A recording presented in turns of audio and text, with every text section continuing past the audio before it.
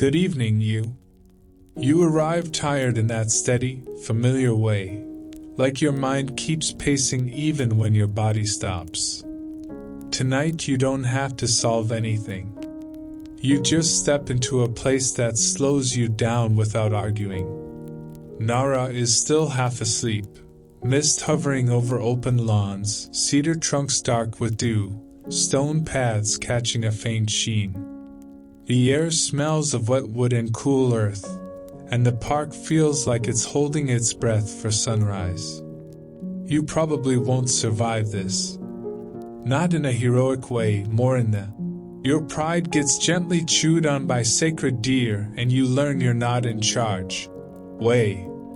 So, before you get comfortable, take a moment to like the video and subscribe, but only if you genuinely enjoy what I do here. Drop your location and let me know how your day has really been, your worries, your exhaustion, or even a tiny joy that made you smile. I'm here to truly listen and offer the most sincere, heartfelt advice I can. Now turn off the lights. Take a deep, slow breath. Let your tiredness melt away, and gently close your eyes. Let's drift together into tonight's dreamlike lands. And tomorrow morning, if you still remember, send me a message and tell me what you dreamed. You begin walking, and Nara Park opens around you. Wide lawns, shrubs beaded with moisture, and rows of trees that turn the fog into soft curtains. The city is there only as a distant hum, politely kept at the edges. The first deer appears without ceremony. It stands half in mist, half in clarity, and watches you with a calm that feels older than your entire to-do list. Its coat is warm brown, damp in places, and its eyes are glossy and dark, not fearful, just curious, and maybe a little entitled. More deer drift in, one at a time, until you notice you're no longer alone in the quiet. They gather near the paths, under cedars, beside stone lanterns freckled with moss. They don't bolt or flinch. They simply exist, moving with the unhurried confidence of animals that have spent centuries being treated like neighbors. Somewhere deeper in the trees, a bell has already decided it's morning. You keep going, and a few deer begin to follow at a respectful distance, like sleepy escorts who haven't decided whether you're boring or hilarious yet. In the far gray, you glimpse human routine, a jogger passing through and vanishing again, and a couple of workers moving quietly with bags and tools. Nobody rushes. Even effort looks soft here. The deer, however, decide your pockets are the most interesting part of you. One approaches, lowering its head with the polite insistence of a guest expecting hospitality. Another angles in from the side, calm and strategic. You suddenly become very aware of fabric, every pocket, every fold, every crinkle that could be mistaken for food. You remember the photos of deer crackers, and you also remember that you, of course, didn't buy any yet. You arrived with confidence instead of preparation. A deer sniffs your sleeve and gives it a gentle tug. Not hard. Not aggressive. Just a small, undeniable statement. You are in my space now, and I have a question about snacks. You lift your hands, palms open, showing emptiness.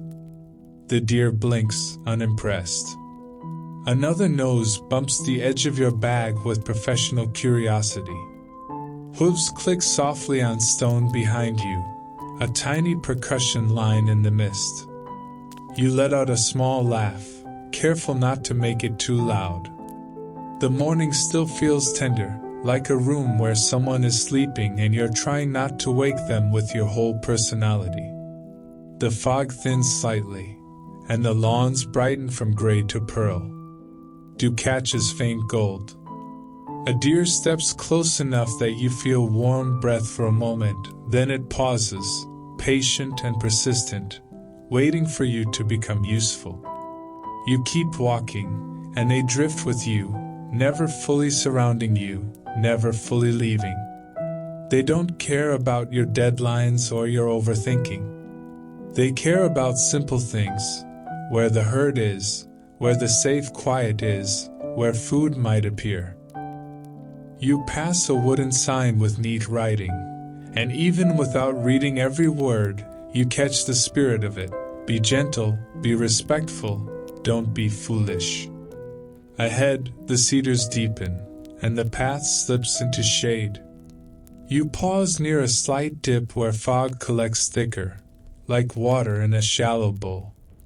A deer stands there perfectly still, posed as if for an ancient painting, and your shoulders drop on their own. Your jaw unclenches. Your thoughts loosen their grip, one by one. This is the first lesson Nara offers you, before any grand temple hall, before any bronze immensity, before any hidden vault of scriptures you haven't even imagined yet.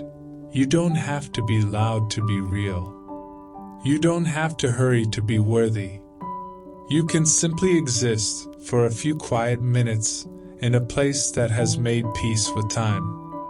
And as you start forward again, following the stone path deeper into cedar shade, you carry that softness with you, like a small lantern flame cupped in your hands, steady, protected, and surprisingly hard to put out for a long while. You keep walking with that small lantern flame feeling cupped in your hands, and the deer keep walking with you, because of course they do. The path narrows, the cedars lean in, and the mist turns the morning into something soft enough to touch. You take one step, then another, and you start to realize you're being politely escorted by a committee of animals who have absolutely no intention of letting you forget you're new here.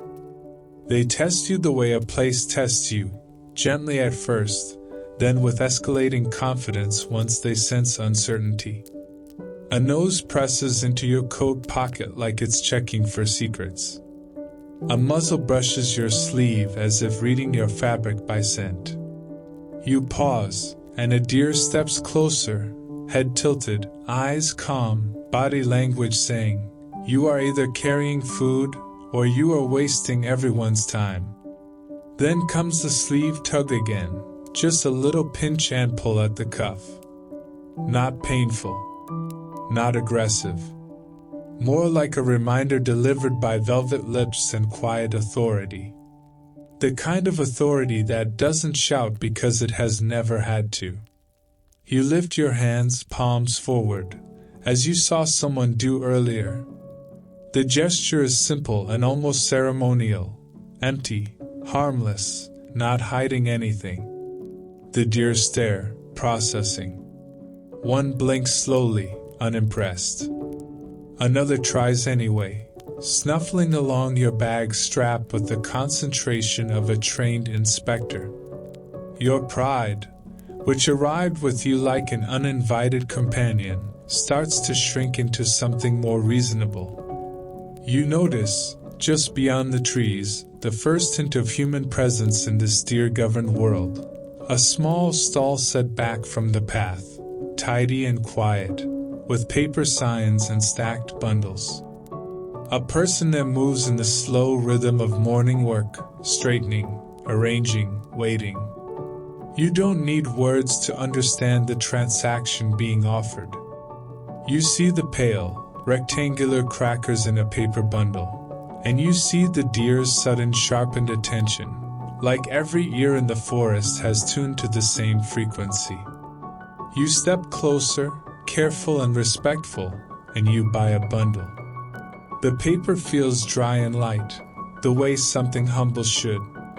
The crackers smell faintly of grain, rice bran and flour, plain, not sweet, not tempting to you at all, which is probably the point. There for the deer. Your role is mostly to participate, not to indulge. The moment the paper crinkles, everything changes. The deer tighten their orbit. They don't lunge. They simply become more present, more certain. Hooves tap stone. Bodies slide closer through fog. A deer in front of you lowers its head slightly, then lifts it, an unmistakable little bow, performed with the weary patience of an animal that has done this thousands of times and still expects you to act surprised. You are surprised anyway. You almost laugh, then swallow it into quiet, because you break off a cracker piece. The deer bow again, smaller this time, like yes, yes, we've covered gratitude, now deliver the goods. You hold your hand out flat. The deer takes the cracker neatly, lips soft, teeth barely grazing. The contact is so delicate you feel your own body relax in response, as if your nervous system has been waiting for proof that closeness doesn't always mean danger. But the herd is a herd, and patience is not evenly distributed. From the side, another deer nudges your elbow. From behind, a muzzle bumps your hip. You offer a piece there, then another here, trying to be fair, trying to be calm. The paper bundle rustles, and the deer track that sound like a map to treasure. You learn quickly that calm is not the same as clueless. You keep your movements slow. You feed with intention. You don't wave crackers around like you're conducting an orchestra of hungry saints. You hold the bundle close to your chest, not because you're precious about it, but because you've just watched a deer's mouth drift toward the paper with the casual confidence of a pickpocket. And then the small problem arrives, as it always does, right when you start to think you've got the rhythm. A deer hooks its nose under the edge of your bag and lifts, just enough to shift the strap. Your hand tightens reflexively. The paper bundle slips. A few crackers slide toward the open air. The deer lean in, and for a brief moment you are the center of a slow-motion theft, your breakfastless self being respectfully mugged by creatures with soft eyes and very specific intentions. You pull the bundle back, but not fast. Fast is what makes this worse. Fast turns you into prey and the deer into a wave. You steady your breath. You lower your hands again, empty palms, a quiet pause, telling them, without words, that the game stops when the grabbing starts. It's strange how well they understand. Not perfectly. Not instantly, but enough. The closest deer hesitate. One steps back half a pace, ears flicking, as if remembering rules it follows only when it feels like it. Nearby, a park worker moves along the path, carrying tools and a small bag. They don't rush to rescue you as if you're in mortal danger, because you aren't. Instead, they offer something more useful, a calm presence, and a simple gesture, hands close to the body, food offered low and steady, bag held high and out of reach. No scolding, no performance. Just practical, wordless guidance that says, you can do this, you just need to do it the way this place expects. You adjust. You tuck the paper bundle inside your bag between offerings. You hold one cracker at a time, breaking it in half, offering with an open palm and a softened wrist. The deer respond. The pressure eases. The circle loosens into a gentler shape. The air becomes yours again. And in that small resolution, you feel something quietly important settle into you. Boundaries can be kind. They can be calm. They can be communicated without force. You finish the last cracker and let the empty paper fold into itself. Immediately, as if someone turned down a volume knob, the deer lose interest in your pockets. A few linger, hopeful. One tries a final sleeve nudge, the world's softest audit. You raise your palms again, empty, and the deer blink, accept, and drift away in unhurried steps. Your hands smell faintly of grain. Your sleeves are a little damp where noses brush them. Your dignity is slightly bent, but in a way that feels healthier than intact. You start walking again, deeper toward the trees, and the path ahead begins to reveal the first stone lanterns, moss, patient, lined like quiet guardians.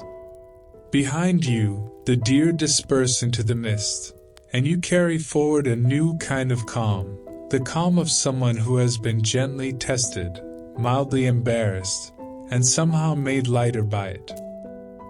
You carry forward that new kind of calm, the kind that comes after your pride has been softly nibbled at, and you've decided, with surprising grace, not to fight for it. The path slips under heavier cedar shade, and the park begins to feel less like an open commons and more like a corridor into something older. Stone underfoot is worn smooth by ordinary centuries. The air cools. The mist thins into a fine veil, and in that veil you start to see them, lanterns. At first it's only one, squat and weathered beside the path. Then another. Then a line that keeps going, lantern after lantern, some leaning, some upright, all freckled with lichen and moss. They don't glow in daylight, but they still feel lit by memory. Your footsteps quiet down on their own, as if the forest is simply asking for less noise. A few deer linger at the edges, not escorting you anymore so much as monitoring you, like neighbors who've seen enough visitors to know which ones will behave. One flicks an ear. Another chews nothing at all with complete confidence. You remember the sleeve tug and check your pockets on instinct. Empty, finally honest. The lanterns begin to cluster, and the ground rises just enough that you feel yourself climbing into the cedar canopy. This is the approach toward Kasuga, and even if you don't name it yet, your body senses the shift. Somewhere deeper, a bell offers a single note and lets it dissolve. The air carries a faint trace of incense that you can't quite place, like perfume on the collar of a borrowed coat. You pass a small basin set into the earth, water so clear it looks like a piece of sky trapped in stone.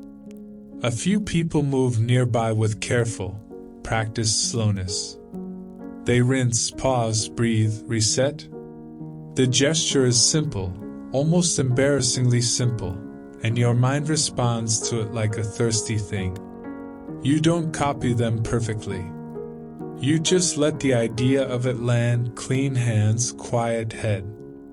Farther in, a caretaker works along the lantern line. A brush, a cloth, a small bucket, tools humble enough to be invisible, and yet they keep this place from sliding into neglect. The caretaker doesn't perform. They maintain. You match that energy without meaning to. Slow becomes contagious here. The kind of slow that stops being a delay and starts being a decision. The lanterns shift into a deeper rhythm, more frequent, closer, like a heartbeat you can walk beside. Some carvings are crisp.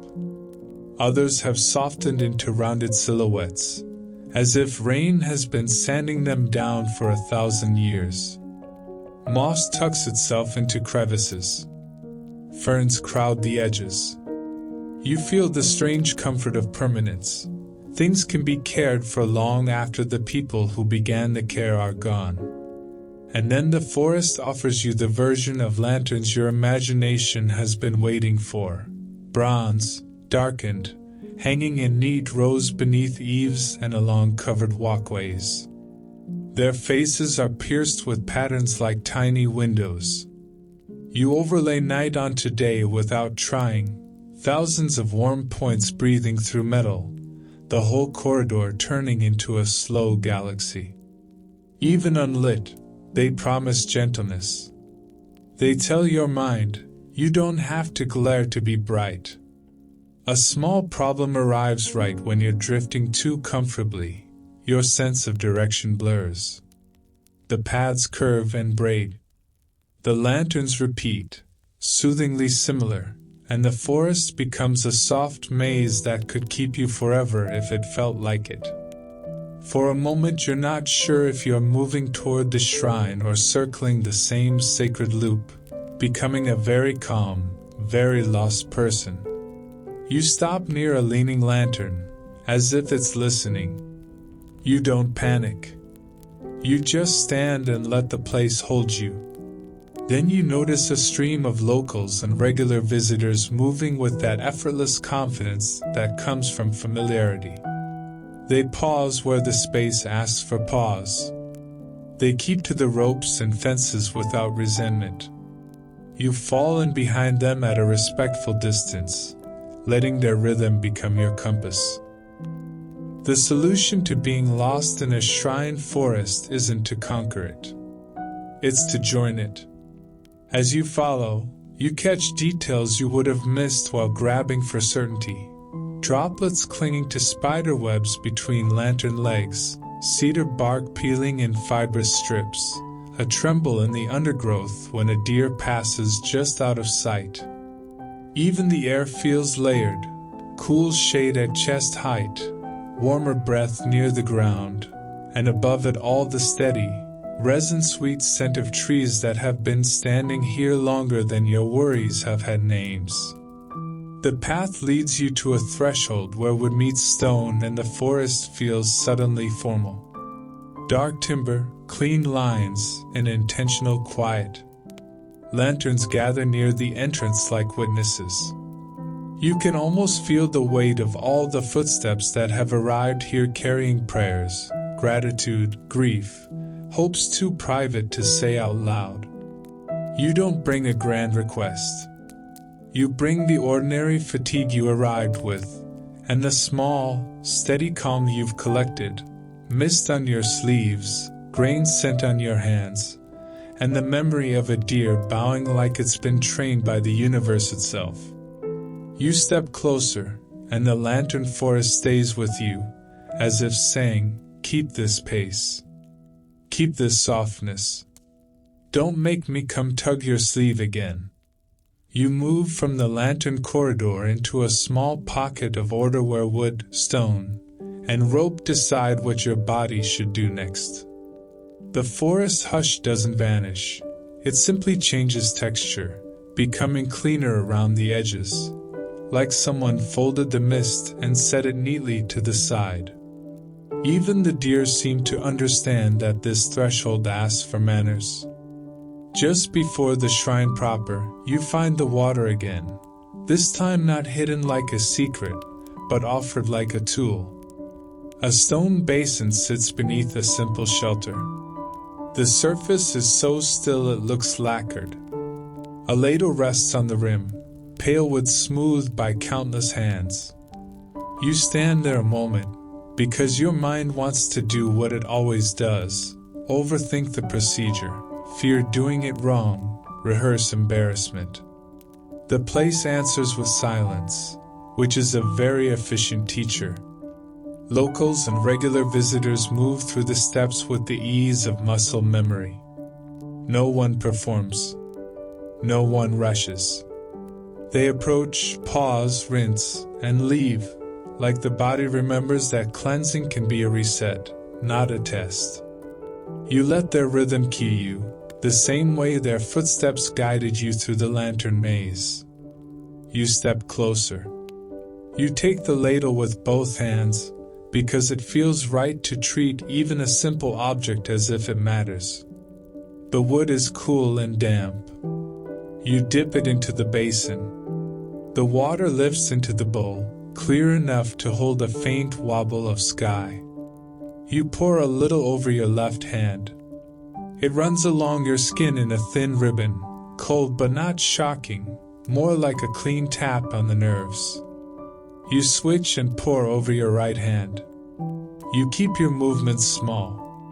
You don't whip water around as if this is a sports drink commercial. You pause, and that pause is the first real gift. Breath drops lower in your chest. Shoulders settle. The noise of your day, screens, timelines, the mental list that keeps breeding, doesn't disappear, but it moves farther away, as if it's waiting outside the lantern line to be invited back. You lift the ladle again and let a small stream touch your lips. You don't swallow. You rinse gently and release the water onto the stones beside the basin, as if the mouth is not only for speaking but also for letting go. It feels oddly intimate, like washing off words you didn't mean, arguments you rehearsed, explanations you owe no one. The cold makes your tongue feel honest. For a second you remember the earlier audit of your pockets, the sleeve tug, the open palms showing emptiness. That same gesture returns now in a calmer form. Hands open. Nothing hidden. Nothing clenched. You're not defending yourself. You're preparing yourself. You set the ladle back where it belongs, careful, because the shrine turns care into a language. You step forward, and the air changes again. Less cedar, more incense. Less damp earth, more dry wood warmed by time. Ropes mark boundaries. White paper streamers hang and twist against dark timber like little flags of wind. The architecture doesn't show off. It simply stands, and standing becomes an instruction. You approach the space where people bow. The movement is simple, but the simplicity is its own challenge. You're used to making everything complicated, even rest. Here, complication feels out of place, like loud shoes in a quiet room. You bow, not dramatically, just enough to acknowledge the place and its age and your own smallness inside it. You notice the soundscape as if it's alive. Footsteps soften on packed ground. A bird calls once and stops. Somewhere a bell offers a dull, rounded note that fades into wood grain. You realize your thoughts have begun to behave, not because you forced them, but because the environment has made a gentle demand. You linger near the eaves, watching others. Some bring folded hands and closed eyes. Some bring tired faces and a steadier posture than they had a minute ago. No one needs to explain why they're here. No one needs to defend their reason. It's almost unfair how relaxing that is. Your body becomes a participant. You adjust your stance. You let your feet find a stable place. You let your gaze rest on details. Timber grain, a dark sheen where countless fingers have touched, the slight fray in a rope that has held steady anyway. Everything says the same thing, in different materials. Repetition is not boredom. Repetition is care. And because your mind likes to test you, it tries one last flare of self-consciousness. Are you disrespecting something by not knowing the rules perfectly? The answer arrives without words. Perfection is not the price of entry. Presence is. You inhale slowly, and the air tastes clean. You exhale, and you feel the last of the park's open mist leave your skin, replaced by a quieter, more contained calm. The lantern forest is behind you, but it hasn't let go. It's in your pacing, in your hands, in the way you now understand that ritual is just a path for the body to walk so the mind can follow. You take another step deeper into the grounds, water still cool on your fingers, breath still low and steady, and you carry forward the feeling that you've been gently instructed by a place that never has to raise its voice to be heard. You take another step deeper into the grounds, water still cool on your fingers, breath still low and steady, and the space meets you with that particular kind of quiet that isn't empty, it's curated. Timber beams hold shadow like cloth. Rope and paper streamers mark a boundary that feels less like keep out and more like move with care. You slow automatically, because rushing here would feel like running through a museum with soup. People drift along the shrine path with contained gentleness. Some carry small bags, some carry nothing at all. Nobody looks like they're performing belief for an audience. They look like they're taking a moment to be human without explaining themselves, which is a rare luxury and should be available in more places than sacred forests. You follow the flow and arrive where the ground opens slightly. An offering box waits ahead, wooden, sturdy, worn at the edges, as if it has been patiently receiving the weight of countless small hopes. A thick rope hangs nearby, leading to a bell above. The whole setup is uncomplicated, almost staring you to stop inventing drama. Your brain tries anyway. It whispers that you might do the sequence wrong, that you might offend 1,000 years of tradition with one clumsy gesture. The shrine answers by simply existing. The wood does not flinch. The bell does not judge. The air does not hold a clipboard. You watch others first, because watching is a kind of respect. They approach with a pause that looks like a breath made visible. A coin falls into the box with a soft clink. They bow. Hands lift and clap lightly. 2 quick taps of attention, not loud, not theatrical. Then another bow, and they step back, making space for the next person. The sequence repeats with subtle variations, but the feeling is the same. Arrive, acknowledge, give, return to quiet.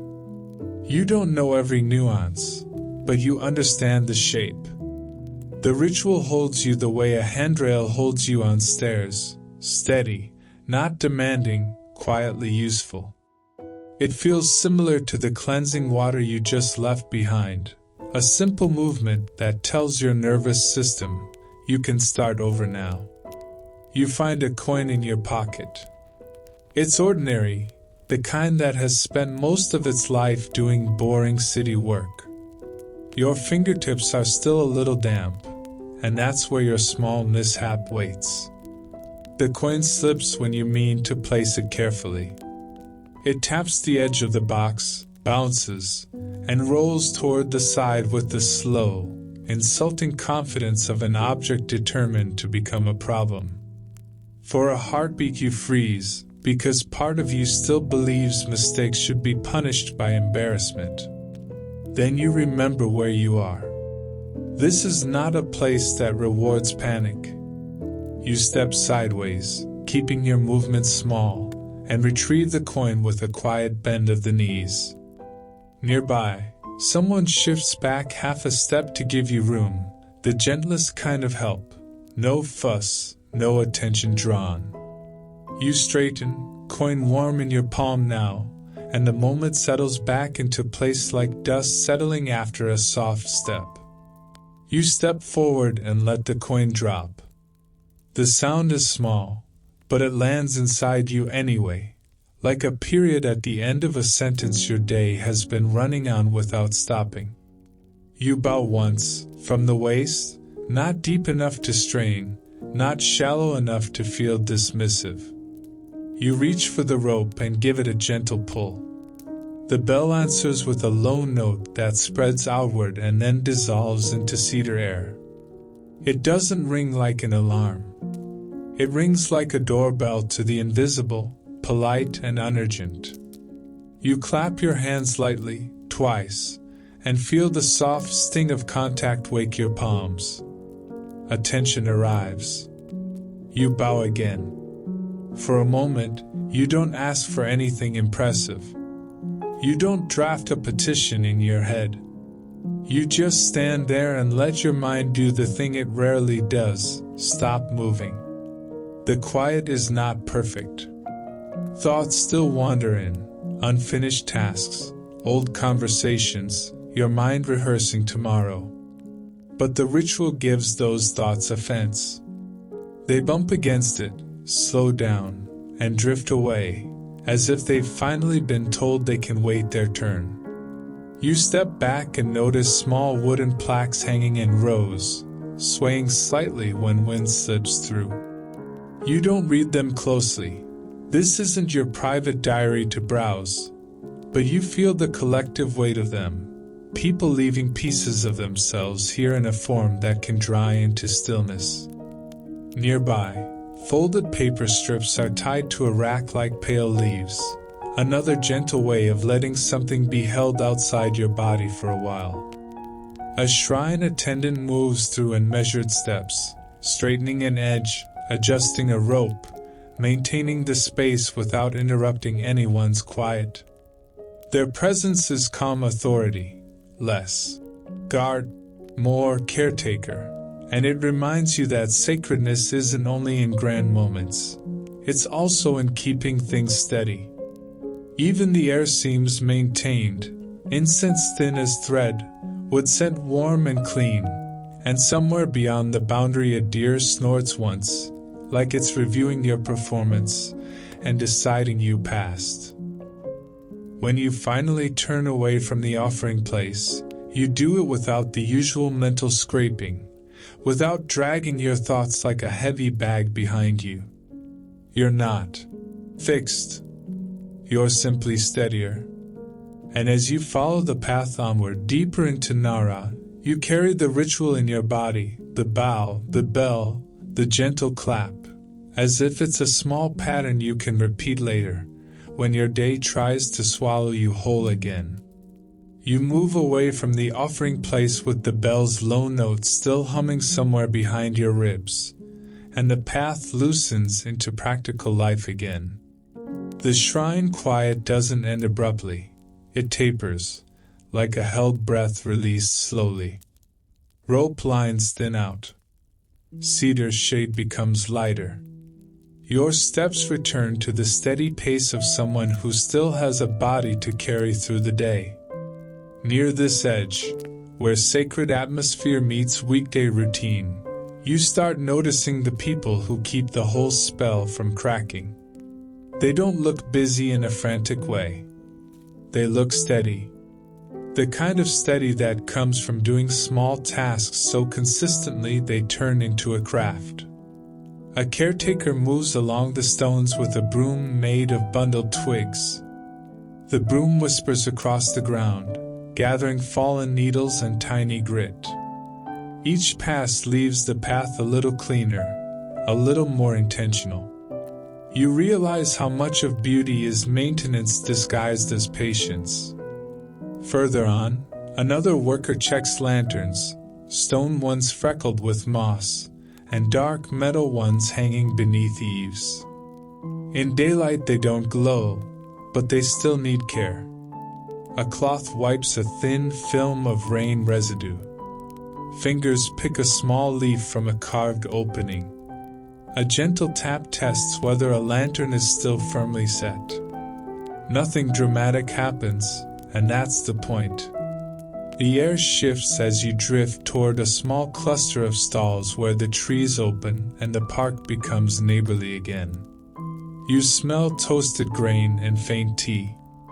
Paper bundles are stacked in neat towers, each one holding pale, plain crackers, the humble currency of your earlier sleeve-tugging lesson.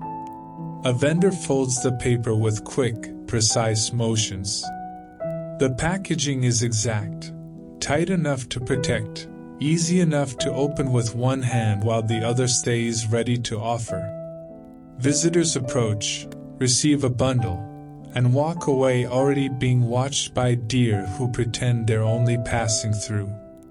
A deer wanders close to the stall, stopping at a distance that says innocence while its nose says strategy. The vendor makes a small outward sweep of the hand, not harsh, just a boundary. The deer pauses, ears flicking, then drifts away with the dignity of an animal who believes it has other plans, because it does. You continue on, and the park's daily life reveals itself in soft layers. Someone refills a basin. Someone straightens a rope line that has sagged. A caretaker smooths gravel where feet have carved a shallow groove, erasing the day's mess the way you might smooth a bedspread before leaving a room. Small, quiet, necessary. Nearby, a kettle gets topped up and set back onto its stand. Steam lifts, then thins into the trees. A cloth wipes a wooden counter once, twice, until the grain looks calm again, and the whole stall seems to exhale.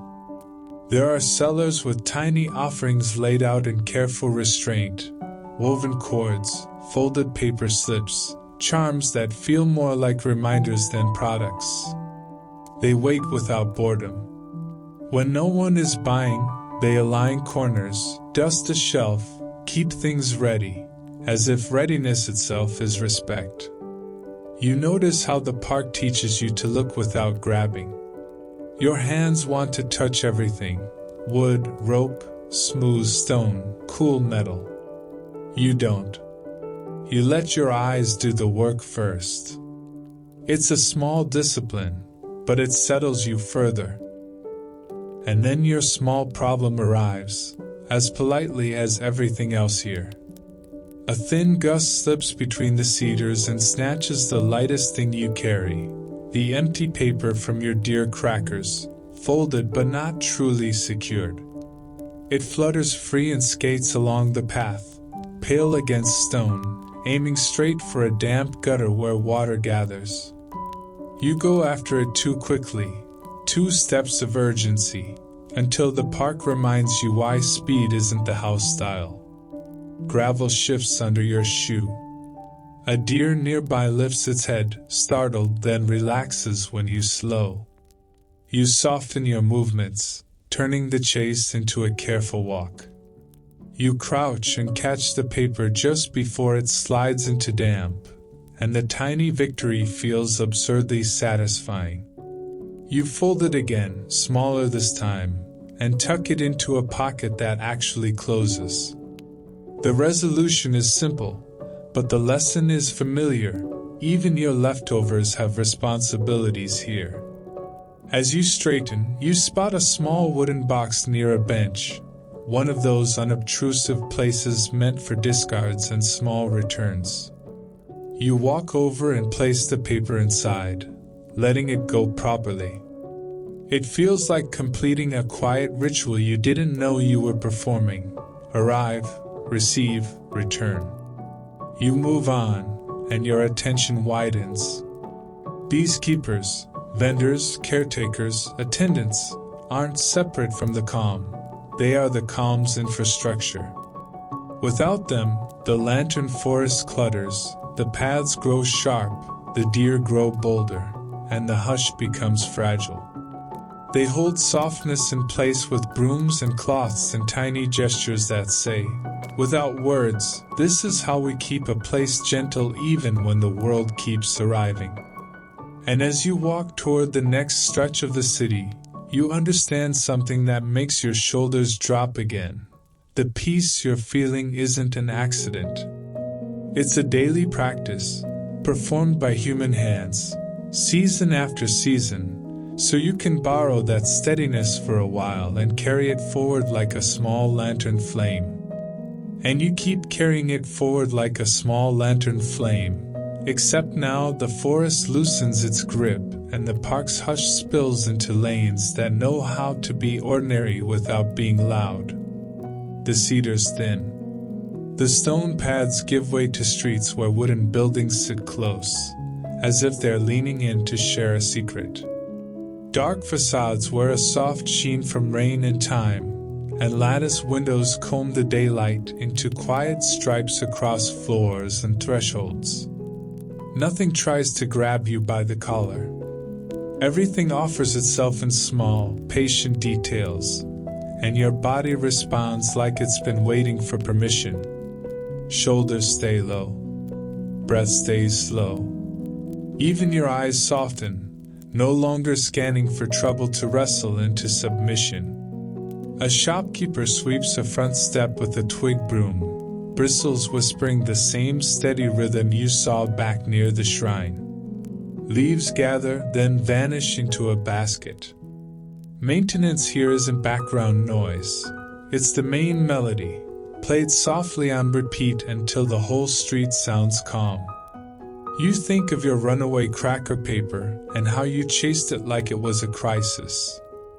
In this place, even a scrap gets treated like a responsibility, not a drama.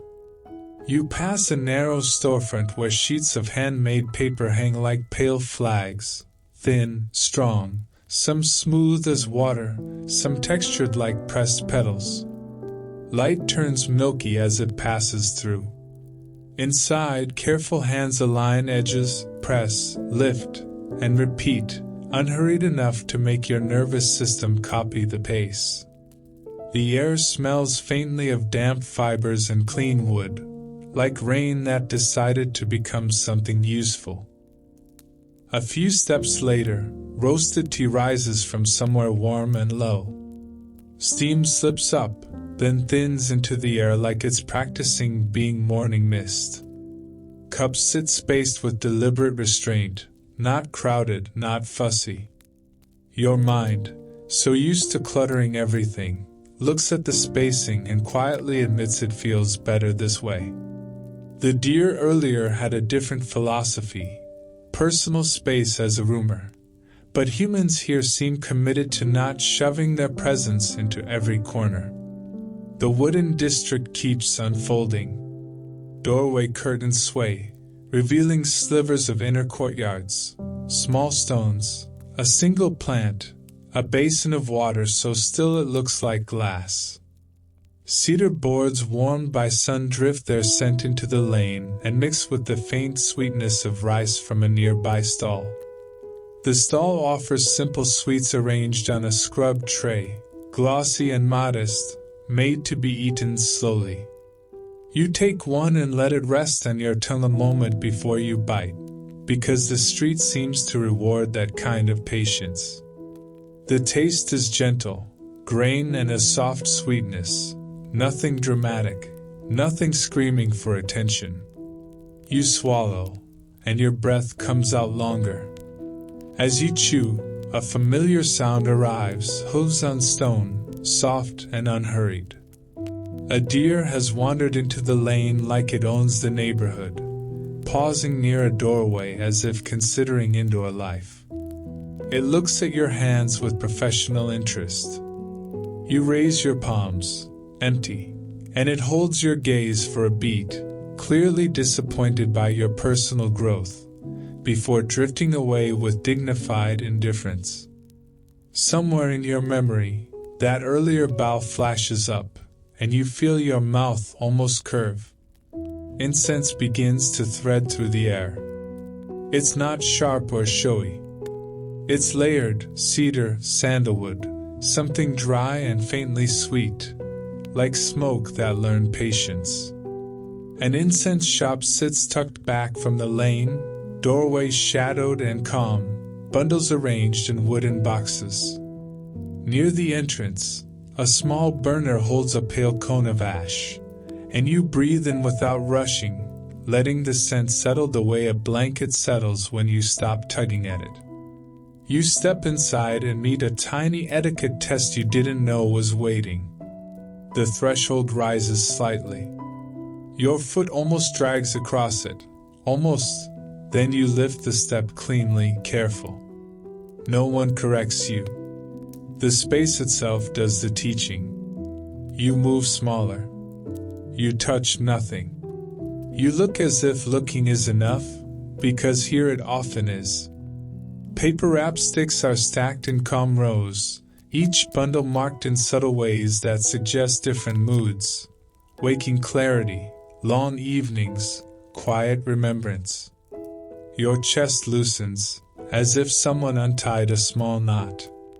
When you step back out, the lane feels brighter, and you notice how the city holds the sacred without forcing it.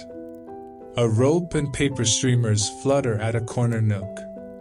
A stone basin sits near a doorway, water surface perfectly still.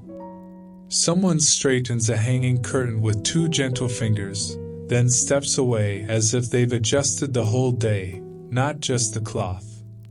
You keep following the flow of locals, people moving with that practiced, unhurried confidence you borrowed earlier in the lantern forest. They pause where the space asks for pause, step around thresholds without disturbing them, and carry bundles as if every object deserves safe passage.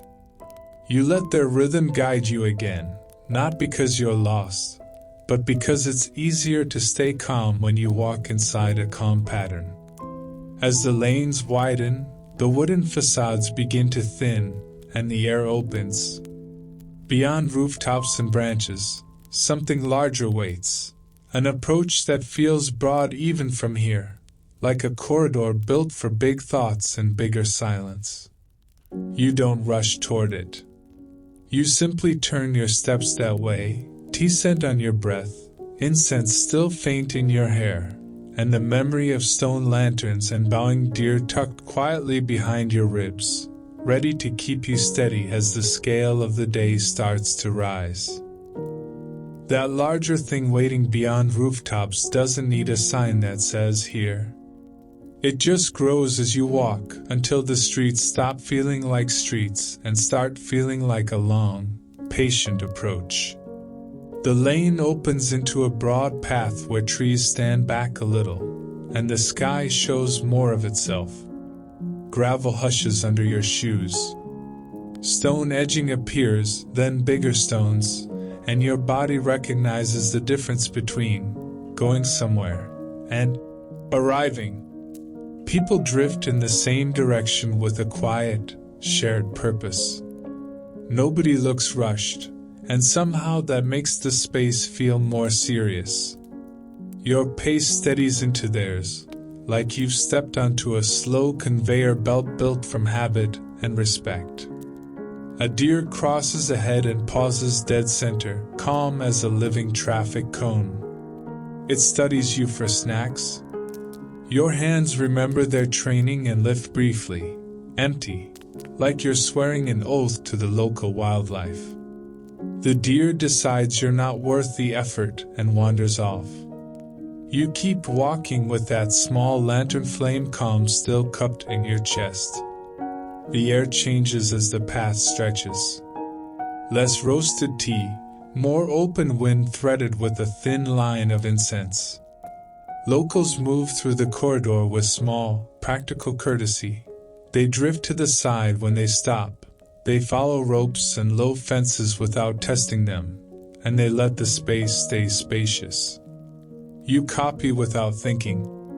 It feels good, like borrowing a calmer posture when yours gets tired. A few schoolchildren pass in tidy clusters, guided by a steady adult presence. They glance at deer, then forward again, as if they've learned that wonder can be quiet. You follow at a respectful distance, letting their calm anchor you. Then the architecture begins to show itself. First, roof lines beyond the trees, dark, heavy curves rising like a held breath. Then glimpses of immense timber through gaps in branches, and your eyes lift again, pulled upward by scale. The structures don't shout. They simply stand there with the confidence of something that has already outlasted a lot of human urgency. You think briefly of the keepers you saw earlier, twig brooms whispering over stone, cloth wiping lantern metal, hands folding paper with exactness. All that quiet maintenance leads here. Grandeur, it turns out, is partly built from people doing small things correctly every day. The path inclines so gently you almost don't notice, except your thighs begin to register it like a polite whisper. Here and there, flat stones are set into the ground, their edges rounded by years of feet. A pair of crows hop along a railing with the self-important patience of temple regulars. Deer lie in patches of sun where the trees open, legs tucked under them, eyes half-lidded, looking like they've mastered the art of resting without guilt, an ability you consider stealing for personal use. Near a wide clearing, a caretaker rakes gravel into long, parallel lines that catch the light like brushed silk. The motion is slow, repetitive, almost hypnotic. People naturally give the caretaker space, drifting around the pattern rather than stepping through it, as if everyone silently agrees that calm deserves protection. You pause for a breath and let your attention widen again. Wood scent, cool air, the faint thread of incense, and the steady pull of that dark roofline ahead. That's when your small problem decides to show up, because peace is lovely, but your life insists on a tiny audit. You reach for the inner pocket where you tucked your little paper bundle. Notes, reminders, the simple things you didn't want to lose, and your fingers meet only fabric. The pocket is there. The bundle is not. For a second you stop, and the flow of people slides around you like water around a rock. A deer at the edge watches with polite interest, clearly hoping this turns into a snack emergency. You don't rush. Rushing makes you loud, and loud feels wrong here. You inhale slowly, rewind your steps, and walk back a few meters, eyes scanning the gravel and stone borders. There it is, your pale paper bundle resting near the edge of a curb, half-sheltered, as if it got tired and decided to nap. You crouch, retrieve it, fold it tighter, and tuck it into the safest place you have, close to your chest, inside an inner pocket that actually sits where your heartbeat can guard it. As you stand, an older local nearby shifts subtly to give you space. With a small tilt of the head and a gentle sweep of the hand forward, they indicate the main flow again. No words. Just direction offered like a spare umbrella.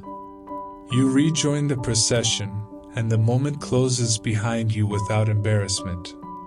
Ahead, the approach grows unmistakably monumental. Trees thin. The air opens. A massive gate rises, dark timber spanning wide, heavy enough to make your spine straighten without permission. People slow near it, not because they're told to, but because their bodies understand scale. Within the gate's shadow, guardians loom on either side, carved figures frozen mid-force, expressions fierce, muscles locked in motion. They don't feel like decoration. They feel like a boundary in another language, reminding you that some places are entered with humility, not entitlement. You soften your face. You step as if your feet are trying not to wake history. And when you pass beneath that timber shadow, the sound changes. Footsteps deepen. The air feels cooler for a second. Beyond the gate, you glimpse more steps, more roofs, and a deeper stillness waiting, layered, immense, and patient. Your small lantern flame steadies itself again as you walk forward, ready to meet whatever quiet is about to grow even larger. You move further in, and the scale keeps widening with every quiet step. Ahead, the great wooden hall rises, roofline arcing, eaves deep, pillars thick as trees that decided to become architecture. The air is cooler here, threaded with incense and the dry, clean smell of old timber. A stream of visitors drifts toward the entrance, and you join it without pushing, letting the place set your speed. Near the steps, a local volunteer guides with small hand motions, where to pause, where to step, how to keep the flow smooth. You follow, grateful to be coached without a single word. You cross the threshold, and the sound changes at once. Outside, wind and gravel. Inside, everything becomes rounder, softened by wood and height. Your footsteps land on worn boards. Light filters from high openings, catching dust motes and turning them into slow glitter. Then you see it, and your thoughts loosen for a second. At the far end, seated in stillness that feels almost gravitational, the giant bronze Buddha waits. It's too large to take in at once, so your eyes climb it like a mountain, piece by piece. Broad shoulders. A composed face rising into shadow. Immense hands, palms relaxed, fingers shaped with gentleness that looks impossible in metal. The expression is calm in a way your body understands before your mind can translate. You walk forward in small steps. With each one, the figure grows by revealing detail. Robe folds cast in bronze, soft curves where light lands, dark areas that drink brightness. Behind the head, a halo spreads in quiet pattern. Beneath, the seated form rests with a steadiness that makes your own spine straighten, as if your body remembers how to stand when something this calm is watching. Timber pillars line the hall in disciplined rows, grain visible where the light reaches, like a second forest built by human hands. High above, beams interlock in layered geometry, wood arranged to carry weight with patient intelligence. You don't need to know every name for it. You can feel the care. Around you, locals and regular visitors move with a different attention.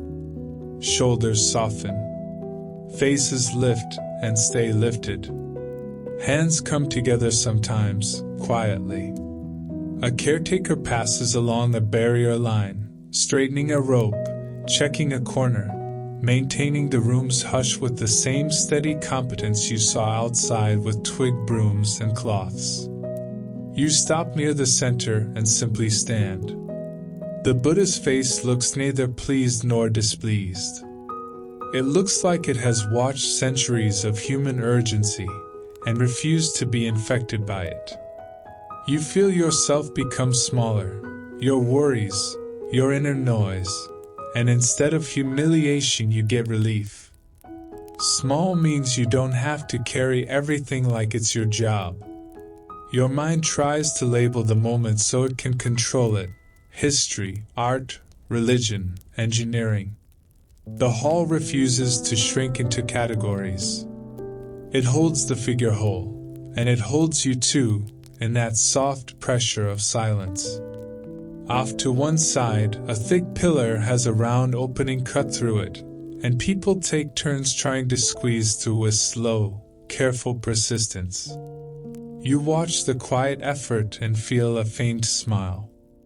Even here, humans keep finding small, physical ways to test hope, and small ways to laugh at their own bodies without breaking the peace. You remember, half-formed, that this place has been made and remade. The hall is not one frozen moment, it's a habit of repair. Time has taken its swings, and people have returned, replacing beams, restoring surfaces, keeping the scale alive because they decided all was worth the work. The Buddha itself survives through that same returning care, hands that come back again and again to keep calm standing. And then, because you remain wonderfully human, your small problem arrives. The crowd behind you shifts, and you feel the old reflex to brace, shoulders tightening, attention snapping outward. You almost turn too quickly. Your foot catches a slightly raised board, and your body jolts into an awkward half-step. Not a fall, just a small, undignified reminder that you brought your nervous habits in with you. You steady yourself with a slow exhale. You soften your knees. You let your pace return to the hall's pace. Nearby, The volunteer notices the ripple and subtly adjusts the flow with a gentle hand sweep, guiding people around a little wider. The space opens again. Your shoulders drop back down where they belong. You drift to a quieter pocket near a pillar and breathe. From here the Buddha's face is clearer. The eyes are half-lidded, not staring, not demanding, as if listening inward. The bronze shifts between dark matte and faint glow, like lantern metal waiting for evening. The thought calls back the lantern forest outside, the deer bows, your open palms showing emptiness. You've been trained all day. Slow down, stop clenching, stop performing. Let the moment be bigger than your explanations. You don't kneel unless your body naturally wants to. You don't make a show of meaning. You just stand and let the hall do its quiet work.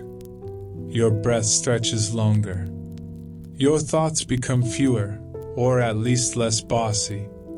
The giant bronze presence doesn't fix you. It simply makes you feel proportionate again. When you finally turn to leave, you do it slowly, like you're folding the moment neatly rather than tearing away. You walk back toward the entrance light, and the cool hush follows you for a few steps, clinging like incense, before releasing you to the open air outside, steadier than when you came in.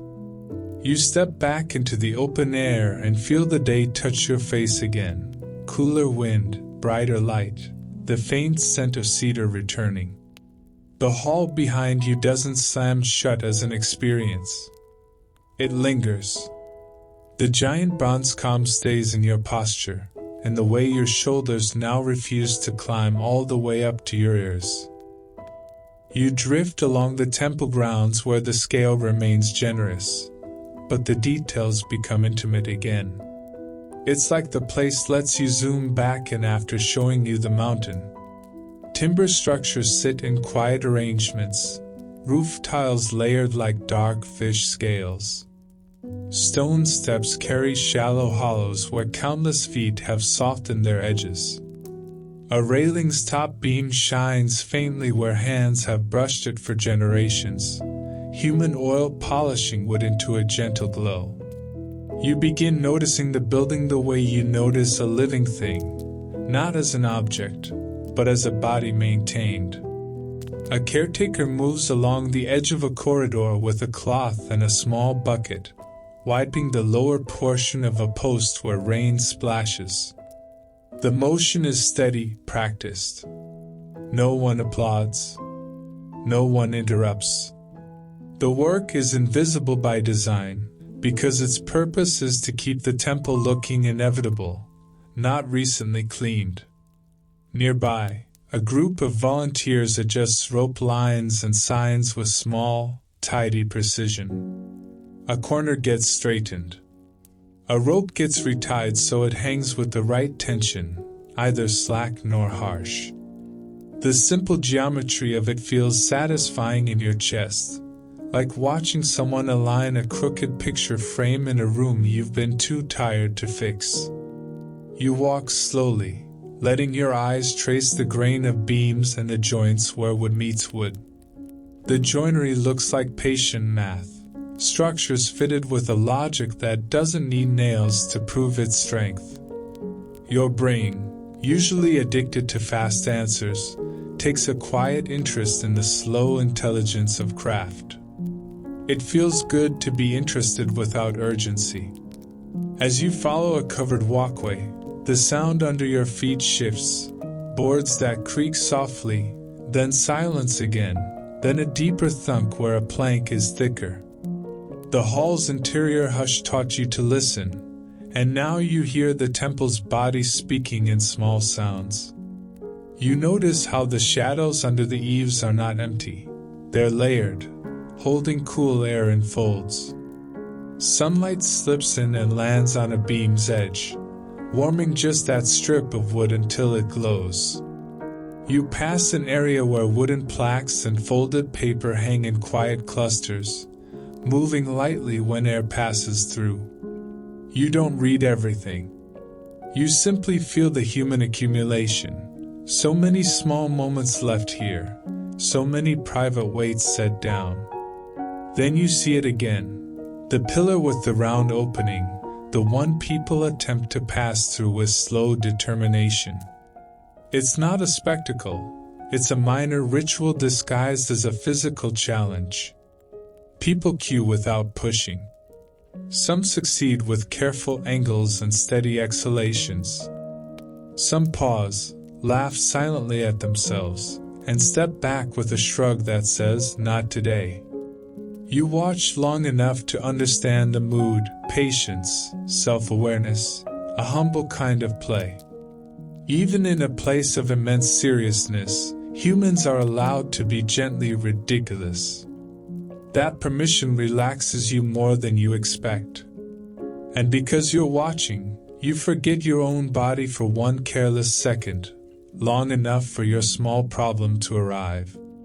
Your foot slips on a shallow, polished patch of board where countless saws have smoothed the surface.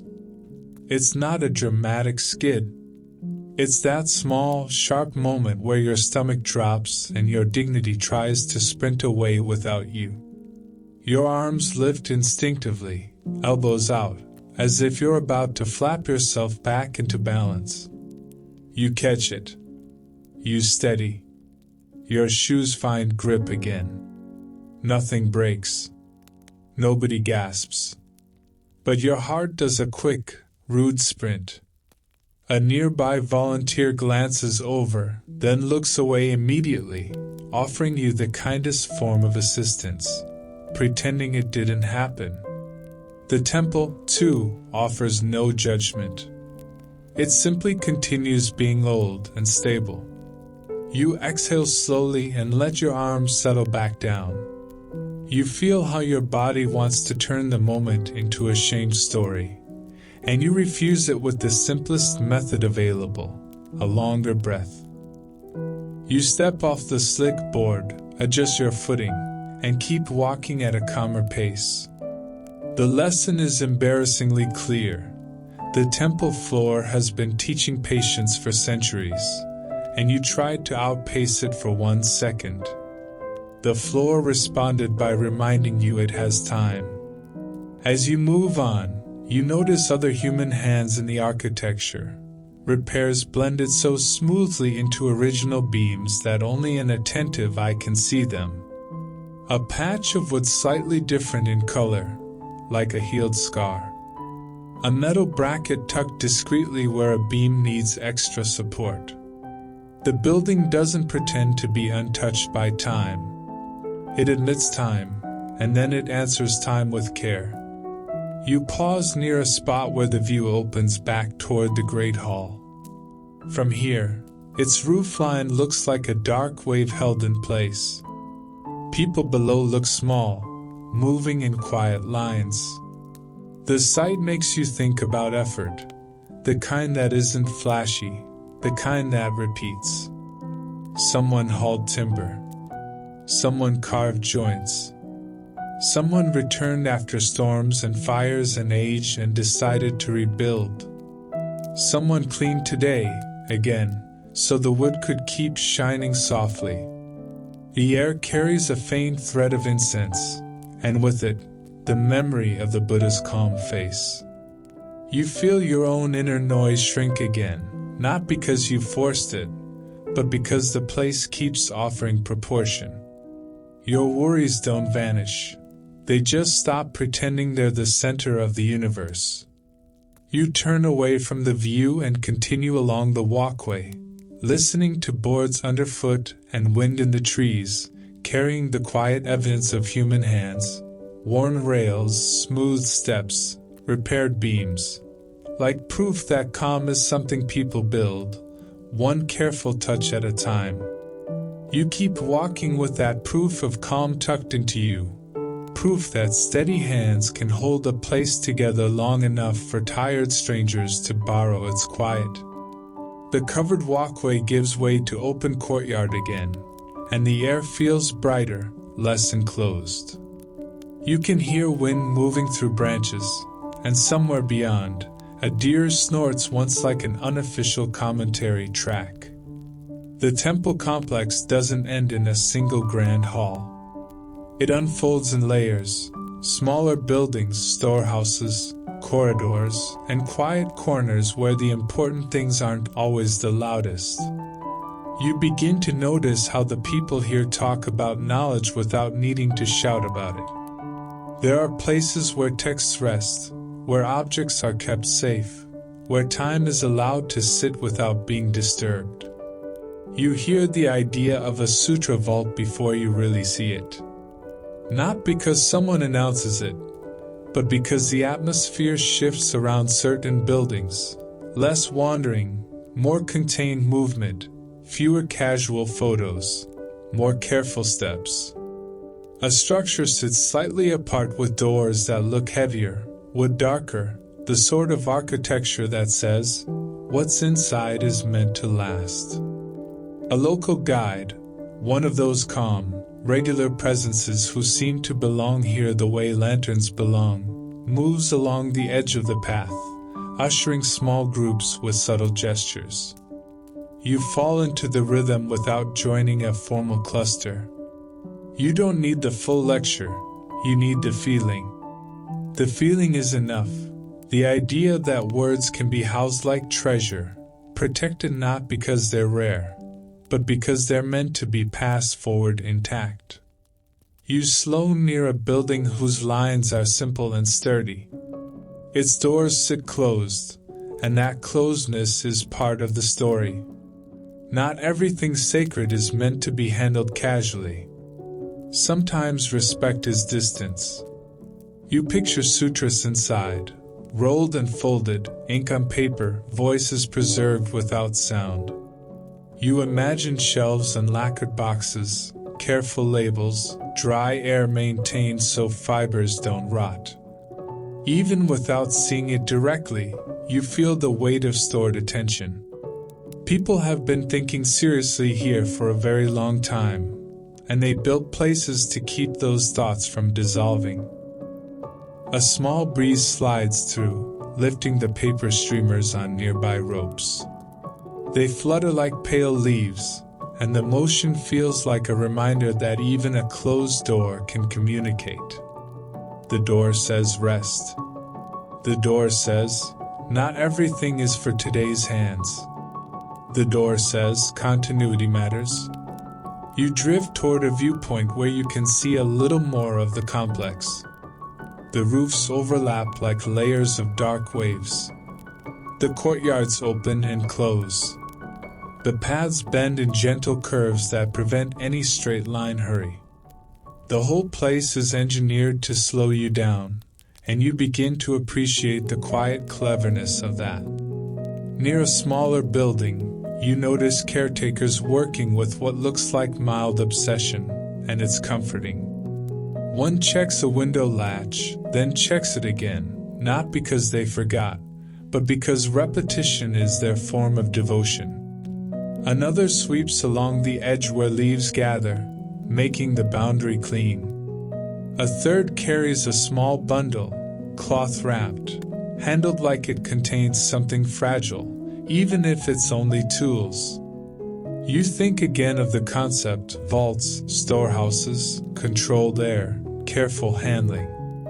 Knowledge doesn't survive on inspiration alone. It survives on logistics.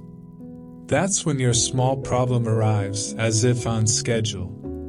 You've been moving slowly, but your attention has been wide and dreamy, and your feet drift off the most stable part of the path. One step lands on a patch of damp moss beside a stone edge. It's slick, the kind of slick that looks innocent until it makes your ankle reconsider your life choices. Your foot slides a fraction. Your body jolts. For a sharp second, you're a headline in your own mind. Visitor dramatically destroys tranquility. You grab at air, arms lifting, and the movement feels enormous in a place built for smallness. You catch yourself before the fall. Your other foot plants on stone. Your knee bends, absorbing the wobble. You freeze, letting the moment settle, because rushing will turn it into a second mistake. A caretaker nearby glances over, just enough to make sure you're not hurt, then returns to their work without fuss. The message is gentle and practical: be careful, but don't turn it into a story. You step back onto the main path and let your heartbeat slow. Your ankle holds. Your dignity returns, limping slightly but alive. You realize the temple complex has been giving you these tiny corrective taps all day. Deer tugging sleeves, slippery boards, moss near stone, each one a soft reminder that your body is part of the ritual too. You can't be fully present if you're always sprinting inside your own head. You move on with more careful steps, and you let the near mishaps sharpen your attention in a helpful way. You notice the texture of ground, gravel that gives, stone that grips, moss that glistens. You notice how ropes guide you away from fragile areas. You notice how signs, even when you don't read them fully, sit exactly where they need to sit, quiet instructions disguised as decoration. As you pass another closed, sturdy building, you feel a different kind of awe, not the thunder of the giant bronze Buddha, but the hush of stored words. Vaults and repositories. Texts kept safe through war, weather, forgetfulness, and the slow erosion of time. You imagine hands centuries ago copying lines by lamplight, then placing them away carefully, trusting future hands to return. That trust feels oddly personal. Like someone from long ago wrote, "I don't know you, but I'm still making this for you." You stand a moment longer than you meant to, letting the idea settle. Then you continue deeper into the complex, calmer, more attentive, carrying forward the sense that knowledge can be a kind of sleep too, resting, guarded, waiting for the moment it's needed, never panicking, never rushing, simply enduring. You carry that sense of stored words, resting, guarded, waiting, until it stops feeling abstract and starts feeling like a door you can step through. A quieter building draws you in, the air drier, the light softer, and the movement of people careful enough to make you lower your own volume. A long table waits with simple tools laid out in order: paper sheets, inkstones, brushes, a small weight for corners, a cloth folded into a neat rectangle.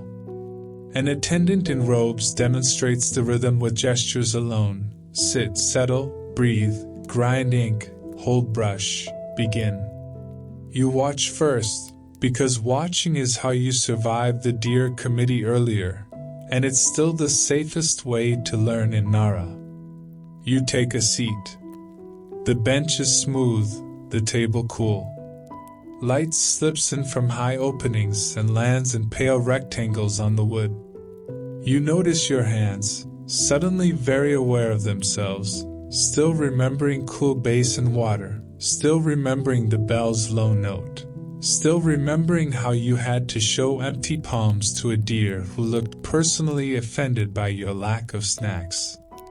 Those small rituals have been training you all day for this one. You inhale. The air smells faintly of paper, fiber, and ink, dry, mineral, clean. You pick up the ink stick and set it against the inkstone's shallow well. A few drops of water follow. You begin grinding in slow circles. The sound is nearly nothing, just a soft, gritty whisper, like rain on slate. Your mind, addicted to quick wins, has to accept the pace. Ink arrives the way calm arrives, by repetition. The liquid darkens from gray to deep black. You test it with the brush tip.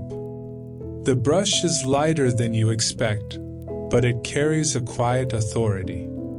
You hold it upright, not like a pen you can jab the page with, but like something you must keep balanced. A sheet in front of you bears faint guide marks, light lines suggesting where characters should sit, the way lantern rows suggested a path through fog. You don't need to understand every symbol to feel the discipline in them. Each stroke has a beginning, a weight, a release. You dip the brush. The tip drinks ink and turns glossy. You hover above the paper and notice a subtle tremor in your hand. Normal, human, a leftover from too much thinking. You breathe out longer. Your wrist loosens.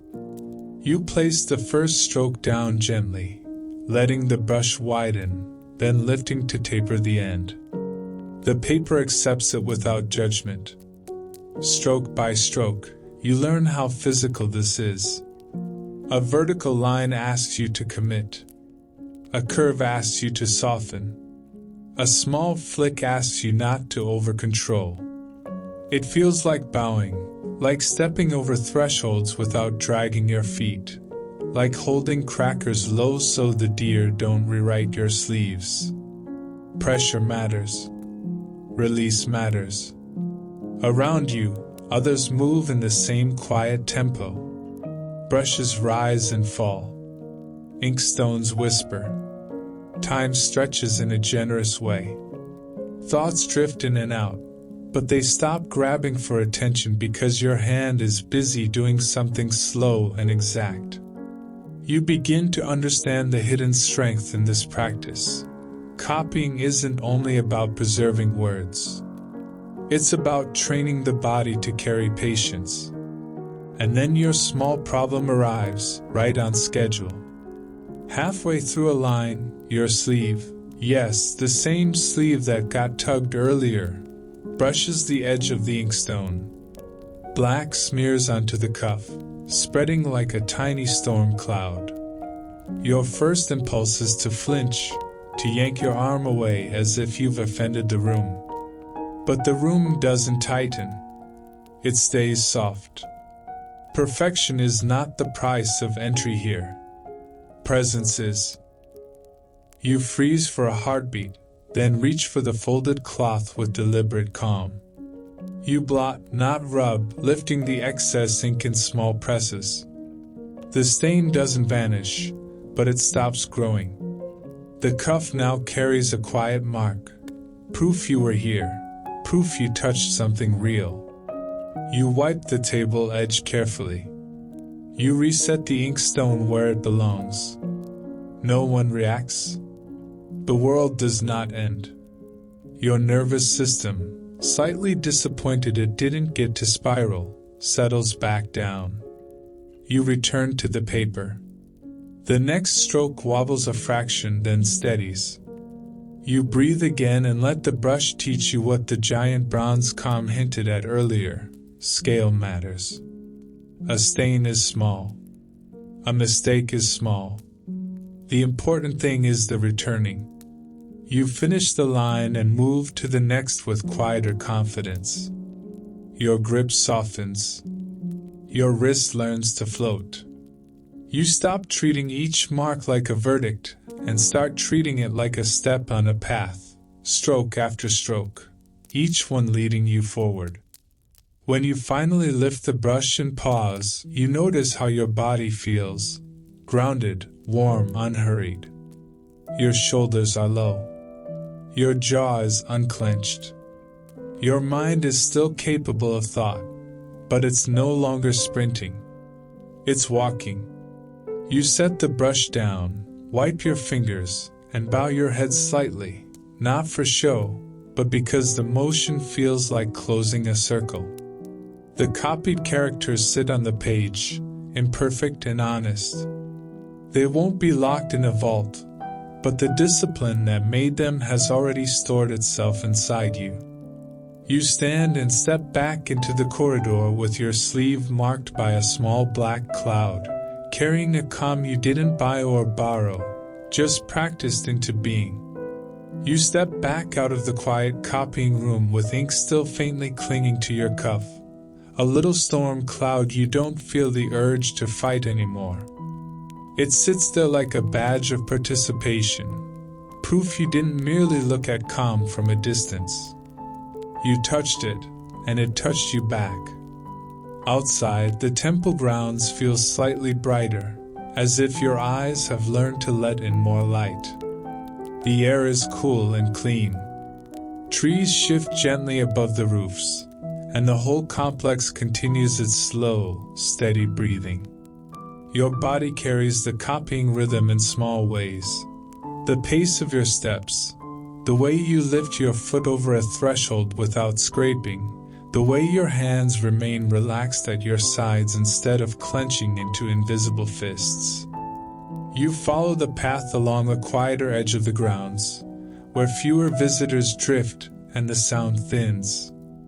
Here, buildings sit with more space between them, and ropes guide you around fragile corners.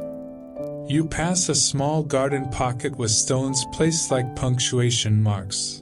Exact, simple, unarguable. Water sits in a shallow basin, holding sky and branch silhouettes so perfectly it looks like a second world. Your mind drifts in that gentle, half-sleepy way you came here for. Thoughts don't vanish, but they become less sharp. You remember the bell's note from the shrine, the Buddha's calm face, the lantern rose in fog. You remember the deer's impatient bow. And because your brain is wonderfully human, it decides this is the perfect moment to produce a small inconvenience that could have been avoided by paying attention for half a second. You reach for your bag and notice the strap feels wrong, lighter. You stop and look down. The side pocket you used earlier is unzipped. Something is missing. It isn't catastrophic. It's worse, in the way small problems often are, annoying, distracting, perfectly timed. You search quickly, fingers slipping into pockets, checking the bag's compartments. Your notebook is there. Your phone is there. Your small paper bundle is safe. But the little charm you bought in the wooden district, modest, cloth-wrapped, meant as a quiet reminder, has vanished. The one thing you wanted to carry away as a tangible piece of this calm has apparently chosen a solo career. For a moment you stand very still, feeling the old reflex to tighten, to blame yourself, to make it into a moral failure. Then the temple's entire mood presses gently against that reflex like a hand against your shoulder. Return. Repetition. Calm boundaries. Slow steps. You don't rush. You rewind. You turn back along the path the way you'd rewind a brushstroke, carefully, with attention. The ground textures you learned to notice in section 11 become your guide. Gravel that crunches softly, stone that grips, moss that glistens near edges. You scan the rope lines and thresholds, looking for the small cloth-wrapped shape. You keep your eyes low, not frantic, observant. There's a difference. A deer stands near a stone lantern and watches you with the same professional curiosity it used earlier. No crackers now. Just the quiet sense that you are doing something that matters to you. The deer flicks an ear, then returns to chewing nothing at all with serene confidence. You pass the spot where you nearly stepped on damp moss earlier. Nothing there. You pass the courtyard where roofs overlap like waves. Still nothing. Your mind tries to speed up, to invent worst-case scenarios. Loss forever, wasted money, symbolic failure. Because that's what minds do when they're bored and anxious. You answer it with a longer breath and keep walking. A caretaker is sweeping along an edge where leaves have gathered. The broom whispers. The caretaker looks up briefly, noting your backward movement, and then continues. No suspicion. Just calm. You reach a junction where the path splits around a small building. And there, near a low fence post, rests the missing charm. It's sitting on the stone like it deliberately placed itself there to teach you something. The cloth wrap is intact. It looks almost tidy, as if it fell gently rather than being flung by carelessness. You crouch and pick it up with both hands, the way you picked up the ladle at the cleansing basin, the way you handled the brush. The charm is small, but the moment feels surprisingly large. You check your bag again and close every zipper properly. You adjust the strap so it sits securely. You tuck the charm into an inner pocket close to your chest, where your heartbeat can guard it like it guarded your paper bundle earlier. The action is simple, almost boring, and that's why it works. Calm doesn't live in dramatic rescues. It lives in doing the obvious thing with quiet care. As you stand, you notice a temple staff member nearby, someone who moves with that practiced steadiness you've been watching all day. They catch your eye for half a second, then make a small nod that reads like, "Found it. Good. Carry on." No words. No lecture. Just acknowledgement, offered as gently as the place offers shade. You begin walking forward again, retracing your retracing, letting the problem resolve itself into the past. And in the resolution, you feel another piece of your day settle into place. Sometimes what you lose isn't taken by the world. It just slips out when your attention floats too high above your body. The solution isn't self-punishment. It's returning to the ground, feet, breath, hands, zippers closed, steps steady. The charm rests warm against your chest now, and your ink-stained cuff brushes it when your arm swings. 2 small marks of your day, one accidental, one chosen, moving with you in the same calm rhythm. You follow the path onward, ready for whatever the next layer of Nara decides to reveal. You follow the path onward with the charm secured close to your chest, and the ink stain on your cuff quietly behaving itself, no longer trying to become a tragedy. The problem has resolved, and that matters, not because the lost object was priceless, but because you learned how to solve something without turning yourself into an enemy. You returned. You found. You carried on. The whole day has been teaching you this, in different costumes. The grounds open toward a more active corridor again. Visitors drift in gentle streams. A few school groups pass like soft tides, guided by calm adults. The air holds a thin line of incense, and beyond it you catch the smell of damp cedar and sun-warmed timber. Somewhere far off, a bell offers a single note and lets it dissolve like it never happened. You notice how the local rhythm continues to guide you. People pause naturally at thresholds. They step around fragile corners. They keep to ropes without testing them. The discipline looks effortless, but you now understand it's practiced, like grinding ink until it becomes usable, like sweeping the same stone path every day until the path feels inevitable. Near a junction you hesitate. Not lost exactly, just momentarily unsure which direction leads you back toward the deer-filled openness of the park and which leads deeper into quieter temple edges. You feel the old urge to pull out your phone and force certainty.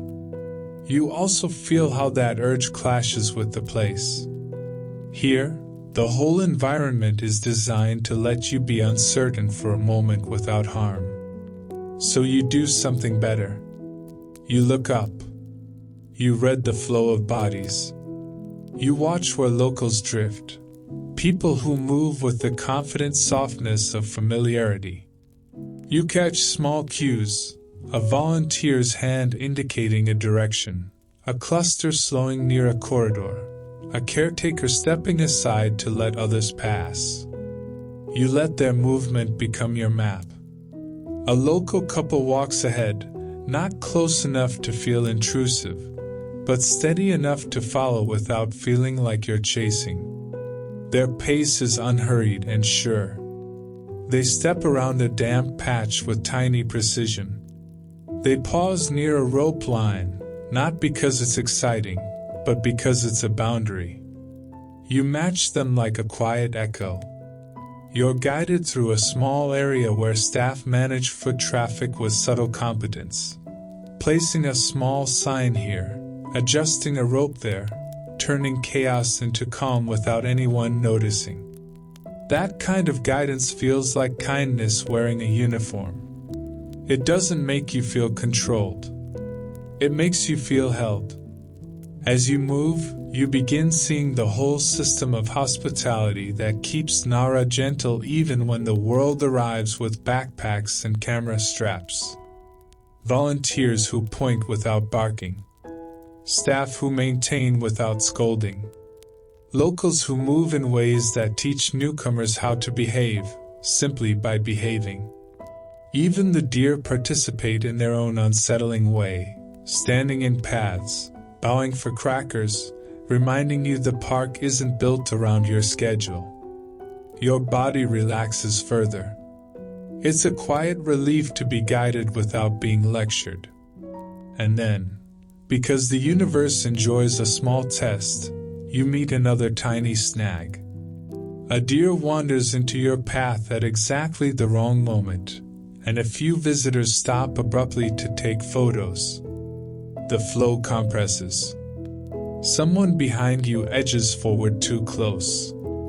The corridor tightens, and you feel that old reflex again. Shoulders rise, breath catches, the sense of being trapped returns like a bad habit. For a second, your nervous system wants to solve it the old way. Push, hurry, escape. But you're in Nara, and Nara has been patiently retraining you all day. You slow down instead. You shift one step to the side, giving your body room. You soften your knees. You exhale longer. You let the crowd move like water, not like a wall. The deer, satisfied with its ability to control traffic, drifts away with serene arrogance. The tension in the corridor loosens. People resume walking.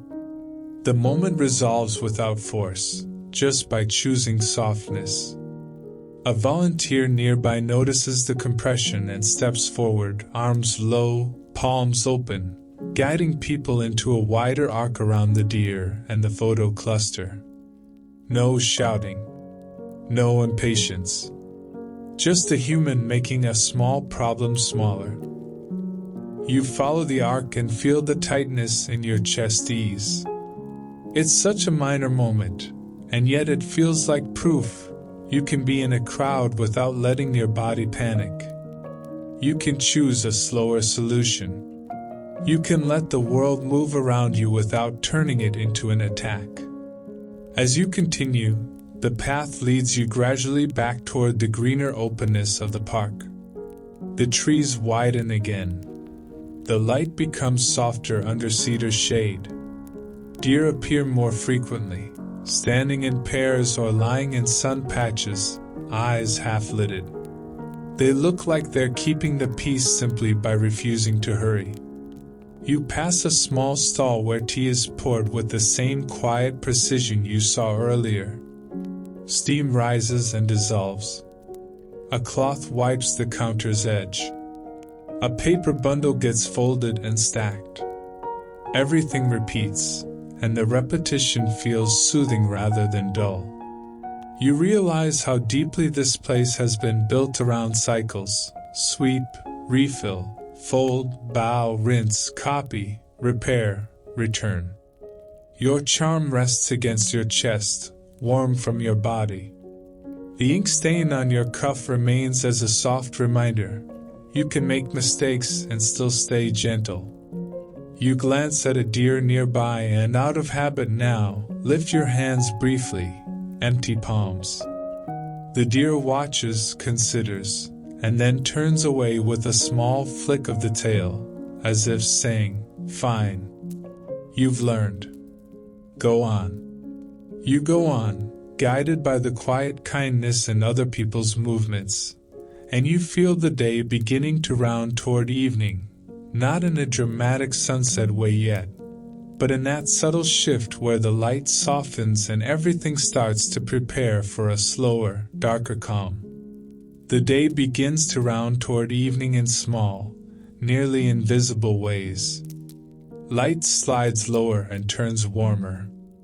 Shadows under the cedars deepen, not ominous, just thicker, like a blanket pulled up a little higher. The park's open lawns hold the last bright patches, and deer lie in them as if they'd been appointed guardians of rest. You walk back toward the lantern forest with the calm of someone who has been quietly trained all day. Your steps are slower without effort now. Your breath sits lower. Even your hands swing more softly, charms secured near your heart, ink stains still quietly present on your cuff like a tiny reminder to keep returning instead of panicking. The lanterns begin again as scattered stones beside the path. Then they gather into rows. Moss catches the last light and looks almost luminous, green softened into velvet. The air cools, and you taste a thin thread of incense mixed with damp wood. You can almost hear the memory of the bell's low note from earlier, even if the bell itself is far away. As dusk thickens, you notice more hanging lanterns under eaves near the shrine corridors, dark bronze shapes with small cutouts, still unlit but already suggestive. Your mind overlays night onto them again. 1,000 points of warm glow breathing through metal, a slow galaxy you can walk through. The image feels so natural now it's almost like remembering something you didn't personally live. Deer become silhouettes as the light dims. Their bodies blend into the tree line until you see them as movement first, an ear flick, a head lift, a slow step, then as form. One stands near a lantern and looks straight at you with calm, glossy eyes.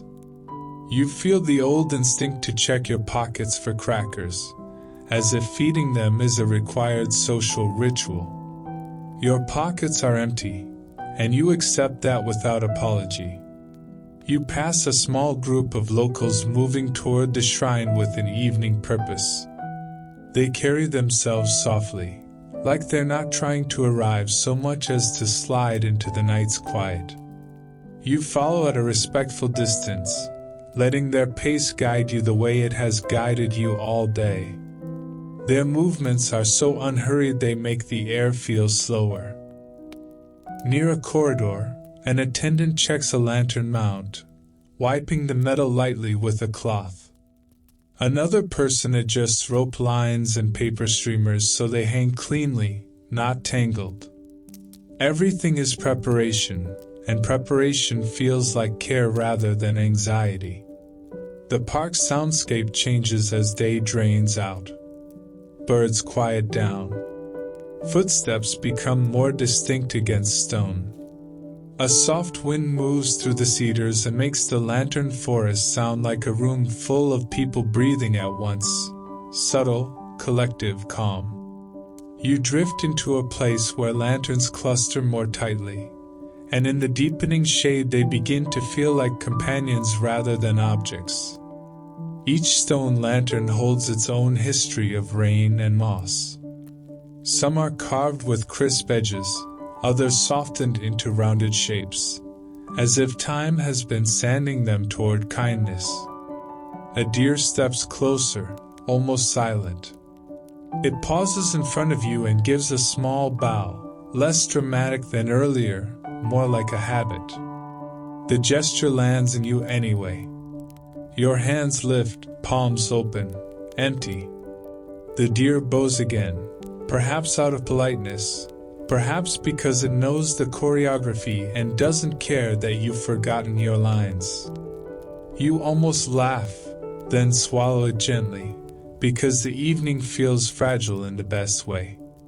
You lower your hands, and the deer leans forward, sniffs your cuff, and finds the faint scent of ink. It lingers there for a second, curious, then steps back. Your ink stain, your small cloud, has become part of the day's continuity. The deer turns away as if it has made a decision about you. You're not a food source, but you're interesting enough to tolerate. You keep walking, and the lantern forest keeps giving you soft callbacks. The foggy arrival, the sleeve tug, the cleansing water, the bell, the giant bronze face, the whisper of inkstone, the lost charm found again. All of it feels stitched together now, not as separate scenes, but as one long, steady lesson in moving with care. And then, because even peaceful evenings like to test you once more, your small problem arrives, quietly, almost politely. The temperature drops faster than you expected. Not drastic, just enough that your skin notices. Your hands cool. Your shoulders begin to tense reflexively, the way they do when your body thinks discomfort is a reason to hurry.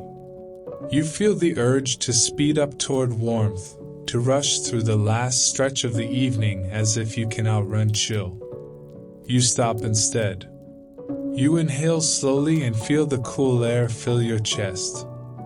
You exhale longer and let your shoulders drop. You adjust your coat collar, not with frantic fumbling, but with calm hands. The motion is practical and gentle, like the caretakers wiping posts, like volunteers tightening ropes. You don't fight the cold by becoming tense. You meet it by becoming steady.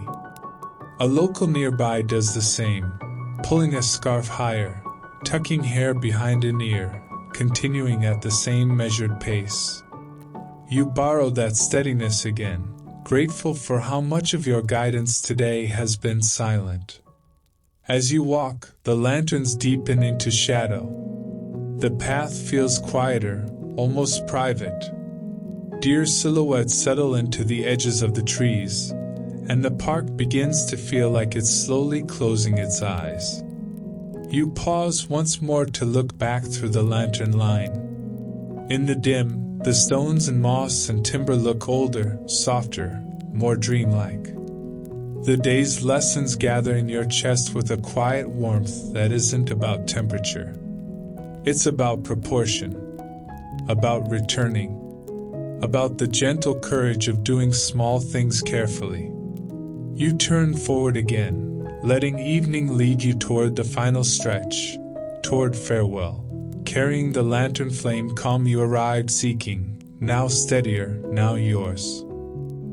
You turn forward again, and the evening leads you gently out of the lantern line, as if the forest has done its job and is now giving you your own legs back. The dim deepens in slow layers. Cedar trunks darken into smooth columns. Moss loses its bright green and becomes velvet shadow. Your footsteps stay small, and the air feels cooler, cleaner, resin-sweet, like the trees are exhaling night. A deer waits near the path where the grass opens. In this light its coat is more silhouette than color, and its eyes are two calm pools catching the last pale sky. It lifts its head and watches you pass with the steady composure that made you feel like a visitor in the first place. You feel the reflex to check your pockets, then remember the emptiness and accept it. Your hands rise anyway, palms open, the same simple vow you have repeated all day, nothing hidden, nothing clenched. The deer blinks once and lowers its head again, letting you go without drama. The park edge blends into quiet streets. Wooden facades sit under low eaves, and warm light begins to glow behind paper and glass. The smell changes with each step, less damp earth, more toasted grain, more tea, and a faint thread of incense caught in your collar like a stubborn memory. You carry the charm close to your chest, secured now not because the world is safer, but because you learned how to carry things with care. Your cuff still bears that small ink cloud, and instead of irritation it brings a strange comfort. Proof you were present enough to make a real mistake and calm enough to return from it. You think of the brush hovering over paper, of ink stone whispering under your hand, of that first stroke landing and teaching your wrist to soften. You think of the great hall's quiet pressure, and the bronze face that made your worries feel appropriately sized. The farewell you did not plan arrives in small scenes that pass like gentle lantern flashes. A volunteer adjusts a rope knot with 2 practiced motions and steps back, satisfied. A caretaker sweeps cedar needles into a neat line that will vanish by morning, and the work looks like a blessing disguised as housekeeping. A shopkeeper pulls a curtain halfway closed, not shutting the world out, only dimming it, like lowering a lamp before sleep. Nobody notices you as a main character.